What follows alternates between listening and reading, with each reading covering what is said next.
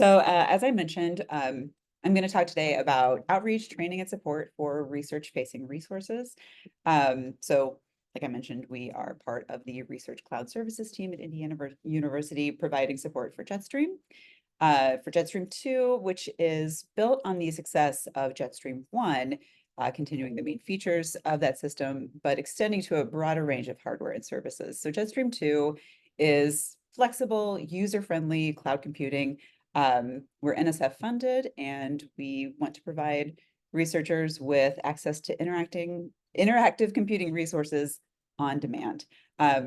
We strive to provide these resources for everyone, from researchers who don't maybe have a lot of high performance computing experience to someone who might be looking for something a little more, such as a software engineer who has more familiarity with cloud native approaches. We are part of the NSF's Access program, so all of our users are allocated through that program. We have several regional partners that we work closely with. So just kind of a little map here of everyone that we work with. And there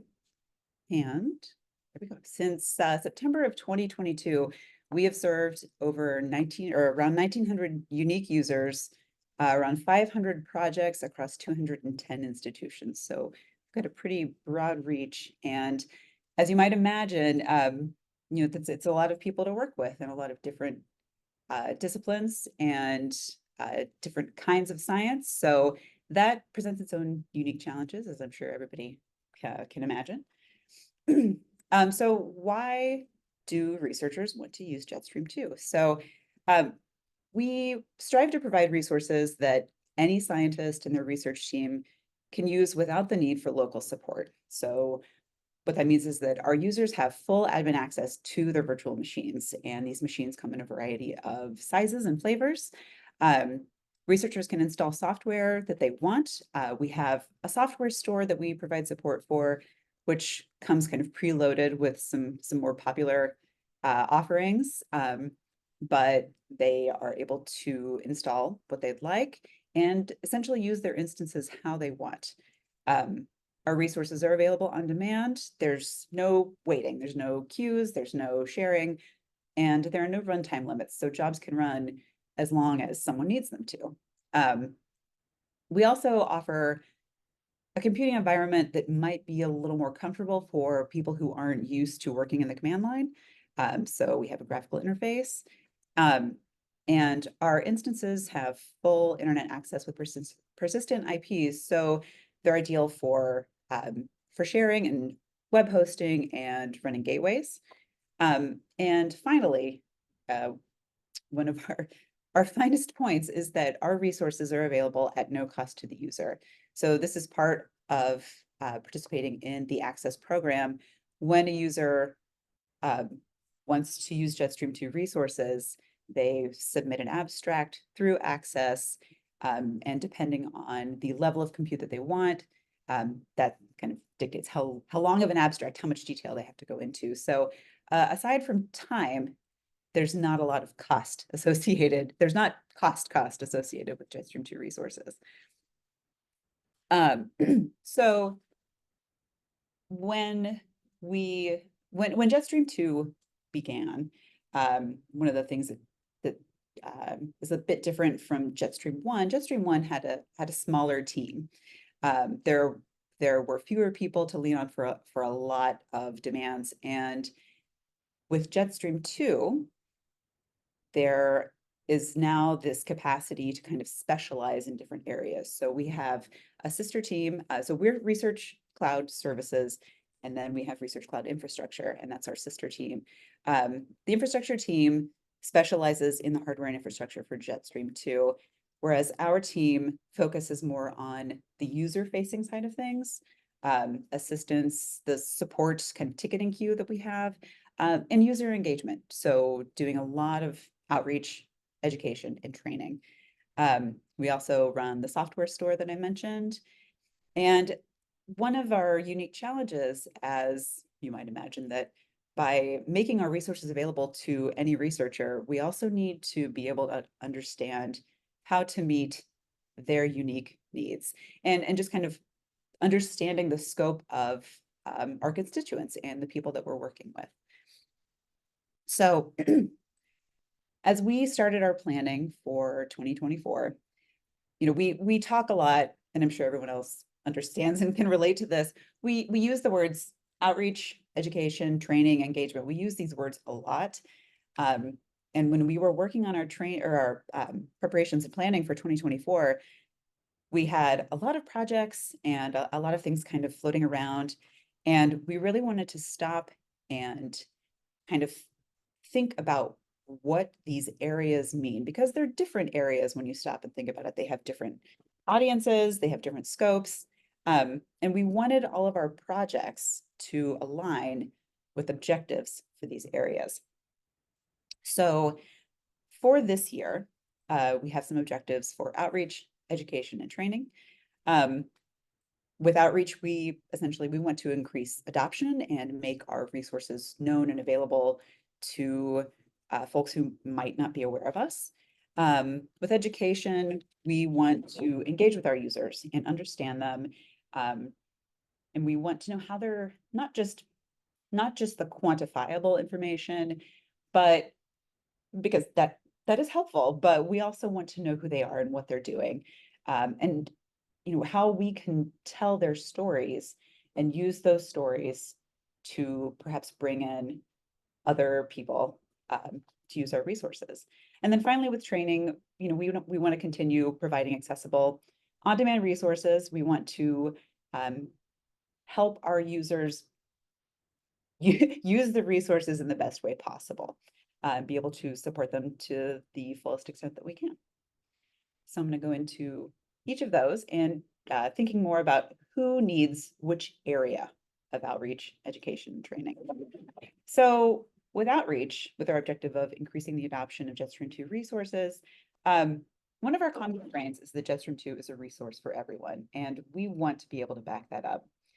Advanced computing is a field that can lack representation, so we really want to engage with underserved communities, minority serving institutions, and smaller schools that maybe their needs aren't typically or easily met with commercial cloud environments. So we also have a lot of adoption, certain scientific disciplines, but we want to try to reach out to other areas who might not know how they can use our resources, but we want to figure that out with them. We see a lot of adoption in disciplines like biology, genetics, climate sciences, because these are really computational heavy disciplines. But we don't want to exclude things like the social sciences or analytics, because we could be beneficial to them as well. We also really want to help anybody who's working with AI. That's an area we really want to focus on this year. And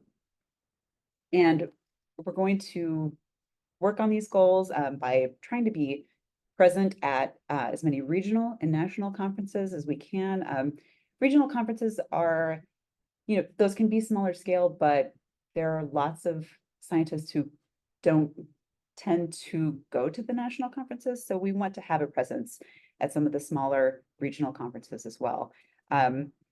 We want to do some informational workshops, just kind of introducing Jetstream2, talking about our resources and what's possible. We want to leverage our community connections like this through info shares, mailing lists, just kind of staying in touch with the research computing community. And finally, we want to take some of those stories and that are stories from our existing users, and we're developing a newsletter, and we want to really highlight some of those success stories. So that's kind of our vision for outreach for the year. And then with education, we see this as working two ways. We want to better understand our users and engage with them, understand how they're interacting with Jetstream2 and how we can serve them, but we also want them to educate us. And by learning this information about how they're interacting with our resources, we can use that to inform our decisions about support. We can use that to help us identify other areas that we might want to work with.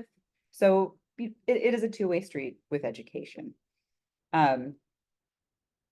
We want to work on some kind of introductory information for our users. We've had some successful getting started workshops that have been, have gone very well and have been very successful. And we're going to continue those both in person and virtually. But we also want to take the materials from those workshops and distill that into something that we can have online and that users don't necessarily need us to engage with. And we want our computing resources to be available on demand, but we also want our training resources to be available on demand too. And other projects for the education area, we have some general website updates, always good to keep that content fresh. And then we want to make sure when we are being present at conferences or other events that we've got content that is easy to spin up, regardless of who from our team might be actually presenting it, but something that can be customizable, fit the audience that we're engaging with. Finally, for training, the scope for training is everyone. It's every user. It's someone who has maybe just started using JetStream2, to folks that have been around for a long time. And we want to make sure that we are meeting the needs of all of these users and making sure that they are using our resources, they're maximizing their usage. So we have plans for significant updates to our documentation, just kind of going through everything with a fine-tooth comb and making sure that it's up to date, that it's relevant, that it's organized in a way that makes sense. We're also putting together some guides for common scenarios for some of our users, like using JetStream2 in your classroom, which is a really common a use case. And we also want to put together some guides for folks who have maybe a more traditional high performance computing background and what they can expect or what they should do when they start using JetStream2. And then we have users who are interested in more kind of advanced topics, GPUs, deep learning, AI, containers. So there's enough demand that we can put together some more specialized content for those folks. So those are our goals for the training realm for this year. And finally, we are open to collaborative possibilities.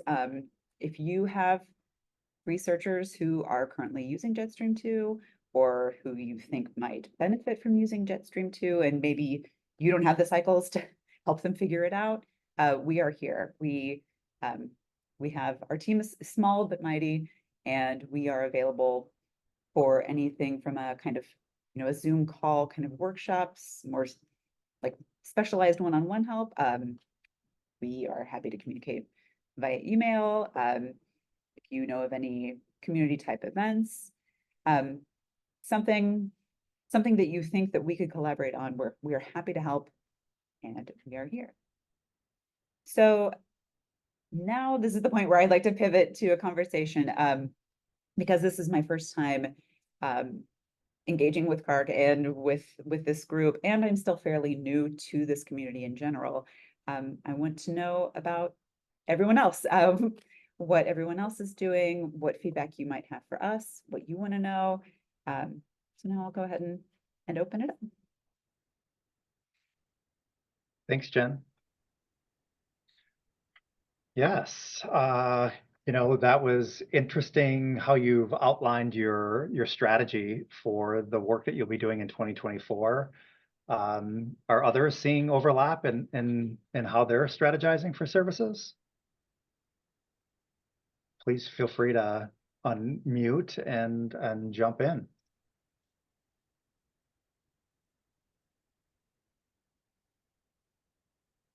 Jen, I like the way you phrased in the education piece about how that's a two-way street. So, if you build those feedback loops in, right, when you're doing your outreach and your education, to get that back into the service itself so that you can learn from what you're teaching about, Is that something that JetStream's been doing for a while? Is that something that I is mean, just part of the 2024? we've been doing that, I think, perhaps informally. And again, with Jetstream 1, it was such a small team that it was, everyone I think was a bit more connected, but we want to really, we conduct kind of an annual user survey, but I want that data to feel like it's Right. genuinely being used and useful, Yeah. Yeah. and not just being collected for the sake of it. Yeah, I don't think we've also in the past with Jetstream 1 and also there wasn't really a lot of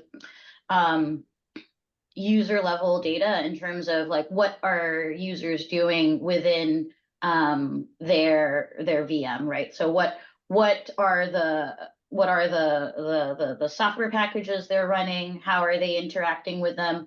Are they interacting with them more through the desktop versus the command line? We didn't really have like profiles, I guess. It's easy to get profiles of your power users and see what they're doing, but maybe the profile of that middle user, that might be something that is missing, that we could benefit from a feedback loop with. I also liked, so someone else on the call who's at IU, our colleague Ben Fulton, he recently presented internally about some long format user surveys and user feedback sessions that I think would be valuable to do, maybe not in the top level, but also in like the middle and the small level in terms of usage and users. Right. I see there are a few questions and hand raised. And was it Jacqueline? Was that the first hand I saw pop? I think so, yeah. Yeah. Okay. One question I have is, how do you decide the content of the workshops? Because it seems like you have a broad audience, from newbies who don't know command line to people who've been using command line for many years. So is there a process you go through to select the content for your workshops? I think with the Getting Started workshop, which, to be fair, has not had that many sessions, but they have been successful. I think so much of getting started with Jetstream is simply about access. So everyone kind of enters at the same level, and that alone can take up a good chunk of a workshop. But I think when it comes to the basics, those of us who have been involved in making these workshops just kind of know. And I don't have a better answer than that, but it's from our experience interacting with users kind of in our support tickets, and just kind of conversationally, we know where to start from. There's a fairly even playing field. And there's always a point in these workshops where the conversation turns to more advanced topics, because there inevitably are attendees who want to know more. And it's at those points that we can either circle back with them, or, just kind of take the conversation out of the workshop. But we are also in partnership with some of our regional partners who, looking at more advanced topic workshops this year. And they're just kind of things that just keep coming up. Yeah. And I think like also having the metrics that we were talking about, that what Jen was talking about, what is the user doing, can sometimes inform that.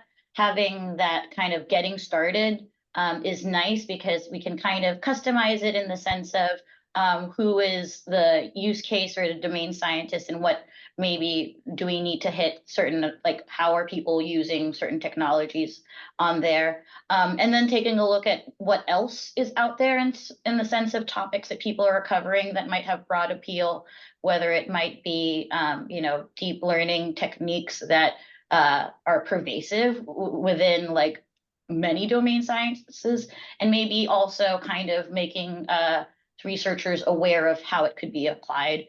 But definitely looking at what's out there, and I think that understanding what a user does might also help inform how we cater or tailor some of the already known workshops there. I hope I answered it. if we answered your question. Yes, thank you. Paula? I think we had another question. Paula? Yes, my question is, so first, I'm super excited to hear about Jetstream2 because I'm hoping that could be a solution for a lot of our users that come to us with a problem that we can't help. So I have so many questions, but I'll just ask two. The first one is like, recently I'm at Harvard University at Faculty of Arts and Science Research Computing. Sorry, it's a very long name. And we don't take data, very secure data anymore. So I'm wondering if Jetstream would be a possibility for these people that we're trying to send it elsewhere.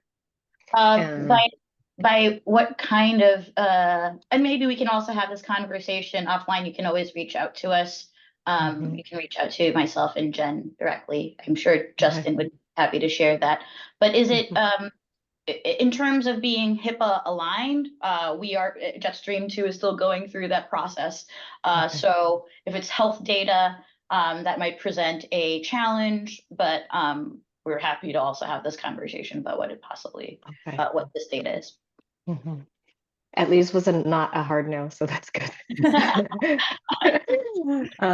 And also, if I want to send, if it's just somebody that wants to like run a Windows environment, we don't have Windows anymore. So I was wondering, like, if they bring their own licenses, can they have a virtual machine like that, and where should I send them? So we have heard of these cases before, I think in the past with Jetstream, and I wouldn't want to be quoted on this since that predates myself and Jen in terms of our involvement with the Jetstream project. But I think that this has been a question that has come up in the past. I'm happy to find out more and have that conversation with you once we find out more. All right, thank you. And I have put our contact information up here, just if you want to reach out after this. Yeah. And if you wanted to share those slides with me, we can get those in the notes and make that part of the call doc. So we appreciate that. So I think, Justin, this is a good segue to a question that I want to ask, and that is kind of in parallel to what Paula's asking. How can we increase the interactive computing that our users currently need, that we supply through our on-prem resources? How can we leverage Jetstream for that? So I give an example: Open On Demand and Jupyter Notebooks in Open On Demand. Yeah, so it's a very widely used infrastructure now, and we are, it's not like we're struggling, but we have a limited amount of nodes that we set for interactivity. And so I'm thinking, we can potentially use Jetstream to offload some of these interactive applications to your resources, especially in particular. I have another situation in mind. We have a class now where a professor just the other day told us, well, they told us a week ago they want to have a Spark master worker kind of set up for a class. So I was like, okay, we'll set it up. We set it up. And then the day before the class, he told us they have 60 students, and we don't have 256 cores available on demand or interactively. Where they won't get it right away on the partition that we use for Open On Demand. So can we somewhat leverage Jetstream for things like this? For the classroom, yes, certainly. There's a lot of courses and classes that are using Jetstream2 right now. There's various interfaces. One of the interfaces, which is Cacao, has push button deployments for workshops that kind of speak perhaps to your needs, mass deployments of VMs that kind of sound like the use case that you might be alluding to. Certainly, if you were already kind of working with them to do some of the setup, you could also go in there and provision the VMs and hand them out to the users, or have the instructor either set up the allocation or do that themselves. So there's a lot of ways to handle those kinds of use cases. Not unheard of. Again, happy to talk about what your educational use case would be. But yes, that would totally fit within the Jetstream2 ecosystem. Hi, I'm Alyssa Kang. I work for Georgetown University. So I want to first make a comment about Paula talking about the HIPAA. At least for our institution, our guideline is most of the PHI data that researchers use are actually not HIPAA data. HIPAA has a component of the commercial entity in there. So if you're actually just using the health data for research, it's actually, you don't have to be HIPAA compliant. You are dealing with sensitive data, but there's no HIPAA. Those things don't qualify for HIPAA because we are a nonprofit research institute. So that's just, maybe you can check with your, legal lawyer, like, at the university and see if the data that you are dealing with are truly HIPAA or not. The other thing is, I really, for my use case, I really think Jetstream is an excellent platform for teaching. So now I have several requests. I'm actually meeting with an educator right after this meeting, because when they teach now the large language model, they actually don't have the GPU resource for student to use.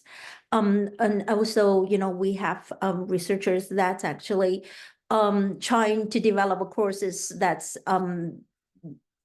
that's facing like the minority underprivileged institution to get the student to learn contents that's not available in their own institution. So Jetstream 2, I think it's an excellent platform, but the difficulty, maybe I'm just not aware, is about the student enrollment, how we can minimize the work that's the educator need to do just to enroll students, especially students that's not in your home institution. So how do you authenticate a student and then authorize them to do either to, provision stuff or use a certain or access the system. So how we can actually make it that easy to have the student enrollment be easier for the educators to handle. So that way, it really help facilitate their teaching, so they don't have to devote a lot of time to that. And then if you could have an example of that or a code for that, so we can adopt that, really helpful. Yeah, that's an unfortunate part, is that access to Jetstream2 is through the Access CI allocation system. So you have to have an Access ID or Access account in order to be on an allocation or to request an allocation. So that's the addition of users into your own allocation is something that is not something that Jetstream can do without it's not something we can do on our own. It has to go through Access. That said, again, there's techniques around, there's strategies around that you could adapt courses for, and it depends really, I guess, on the goals and the scope of the course. If the goal and the scope of the course is to interact with OpenStack on the command line and provision VMs that way and become familiar with OpenStack, then I can understand a need for that student to be on the allocation. But if the goals of the course are interacting with software or programming or learning these techniques, then it also could be a case where the instructor or the teaching assistant or graduate assistant provisions the VMs for them. And it could very well be a standard kind of VM that you're not then like, oh, the student is doing this one thing and this student, you have like a kind of even standard environment, even playing field for them to log on. And then it becomes a question of, then how do you want them to interact with it? Do you want them to interact with it via SSH? Do you want them to interact with it via the web desktop? So I guess that there's always ways to kind of arrange that. But unfortunately, in terms of providing direct access to the allocation, yeah, we have to go through the Access CI infrastructure. Thank you. And when we talk about, like, I mentioned earlier, making a guide for using JetStream2 in your classroom or for a class, this is the kind of stuff that we'll touch on. It's just, yeah. And that access is a sticky. Sure. Yeah, and we'd love to also, again, hear from you. I think that's why Jen had that slide of wanting to hear from you as well. We'd love to hear from you and your particular, the courses that you're helping out with and following, and what those pain points are and sticking points are, and maybe seeing how we could kind of bridge those. So would be happy to have a conversation about strategies that we can inform faculty for how they could possibly use JetStream2 in their classroom. And Elisa, I think I remember you were at the Getting Started workshop back in December, weren't you? Right. I remember. No, I remember, and I'm glad to see you again. So yeah, I am. I went to. I think I'm trying to looking at other programs. Just see how we can actually get this thing resolved, because if we want to put out a program that's for people that's not from Georgetown to take, then it's across the country, and then we don't want to be stuck with managing the student enrollment, and then that's fair. and to have them authenticate against their home institution, and then for them we are just concentrate on the content delivery to really help them to learn the content instead of managing who the users are. Yeah, we can definitely talk if you'd like to talk a little bit more through the issues you're having or what the purpose of the course is. Yeah, happy to talk to you. That's great, thank you. And in JetStream2, that I always regret I wasn't able to take advantage of that. You used to, in JetStream1, you used to go to different institutions on your own, so you can actually train the educators in that institution how you can actually put up classes, how you can provision and then enroll student and then deliver content on your platform. Do you have any plan to continue that?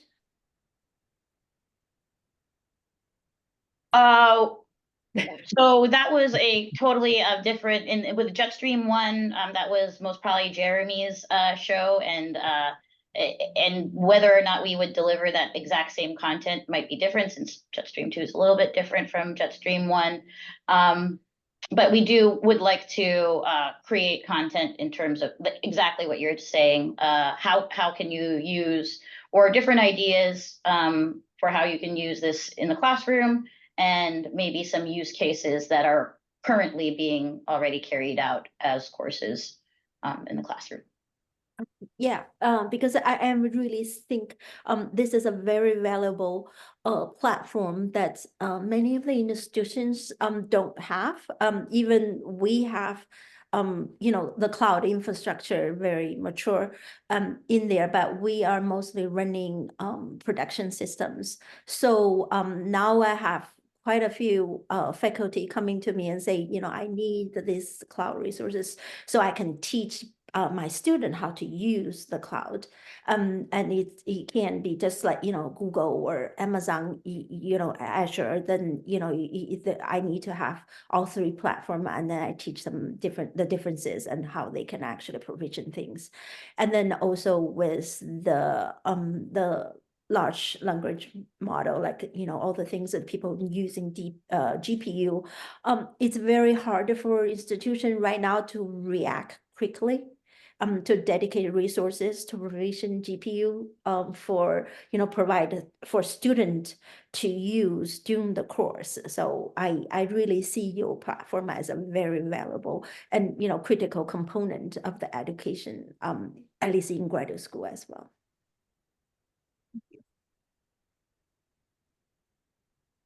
Thank you for the glowing compliment, Alyssa. We like it. So are there other questions out there? We still have a little time. We have a couple of questions in the chat here that Great. are similar in that sense. What people need to do to get started on Jetstream2? So can you guys maybe give us a quick how-to on that? So, oh, sorry, No, go ahead. Okay, so developing this kind of on-demand getting started content is like, we're working on it right now. But I think we have a workshop coming up in April, but if you do not want to wait until then, there is a recording from the last workshop, which was in early December. So I could link to that whenever I send my slides to Justin as well. But yes, the next Getting Started workshop is April 4th, and that's a virtual workshop. And it will be very similar to the one that we had in December. So I could link to the materials from that last workshop. But I think really that workshop is formatted to go through it step by step. And it talks about the connection with the access program and how to get your access ID. So it really does cover all of the steps. But for the quick and dirty tour, I guess, for the nickel tour, it would be go to access and request an allocation. If the lowest allocation here is an Explorer allocation, it's a pretty low bar for requesting it, a CV for the PI and a description of what you'll be doing for research within that allocation. Once your allocation is approved, I should also add that grad students can also request Explorer allocations. It's not limited to staff and faculty. Grad students can do that too. Once you have requested that allocation has been approved, you'll have a certain number of credits that Access will provide to you. And then you can then exchange these credits on any of the variety of resources that are through the Access ecosystem, including Jetstream2. In Jetstream2, there's going to be 4 different resources that you can spend your credits on, which is the regular Jetstream2 compute, the Jetstream2 GPU side, Jetstream2 large memory nodes, and then also storage. So those are 4 different places where you would have to exchange if you wanted to have access to those. And of course, there's everything else outside of Jetstream2, be it our TAMU colleagues with ACES or with our Stony Brook colleagues with Akami. So there's our Purdue colleagues with, the other Indiana school with Anvil. So there's that would give you access to that all. But once you've exchanged your credits with Jetstream2 and that exchange goes through, at that point you have access to Jetstream2. You can go to our website and log in through there. You'll log in through Access and then spend your credits accordingly.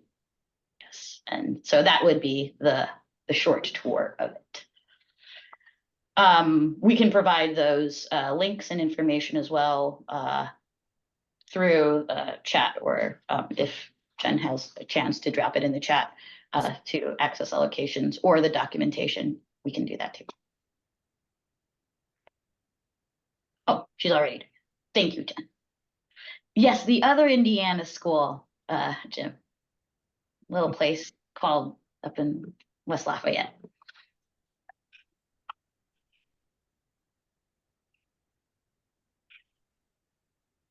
Great. Thank you. Thank you both. If there's not any other questions, last chance, and we'll go ahead and close this call out. Thank you. Thank you both for joining us today and for approaching the user support and resource angle on the supercomputing. So that was a great talk, and appreciate your time.